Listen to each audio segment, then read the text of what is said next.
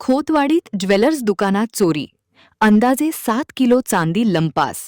तारदाळमध्ये cold drink दुकान फोडले.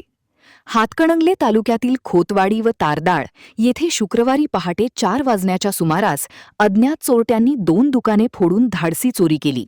या घटनेने परिसरात खळबळ उडाली असून नागरिकात भीतीचे वातावरण आहे.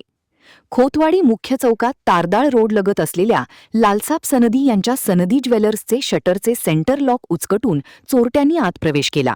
दुकानातील अंदाजे 7 किलो चांदीचे दागिने व सीसीटीव्हीचा डीव्हीआर चोरून नेला.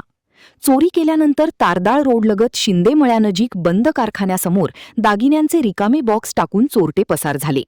दुसऱ्या घटनेत तारदाळमधील जावईवाडी येथे मेन रोडवरील श्रावण खांडेकर यांच्या कोल्ड्रिंक दुकानाचे शटर उचकटून चोरट्यांनी अंदाजे 2,000 रुपये रोख व कोल्ड्रिंक्स, केक आदी साहित्य लंपास केले. घटनेची माहिती मिळताच शहापूर पोलिसांनी घटनास्थळी धाव घेत पंचनामा केला. श्वान पथक व ठसे तज्ज्ञांना पाचारण करण्यात आले. डीवायएसपी विक्रमसिंह गायकवाड, पोलीस निरीक्षक गजेंद्र लोहार यांनी घटनास्थळाची पाहणी केली.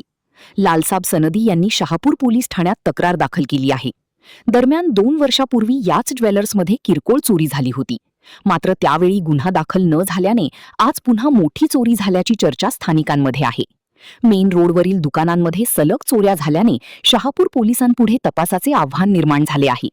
महान कार्य न्यूजसाठी बसगोंडा कडेमणी, तारदाळ.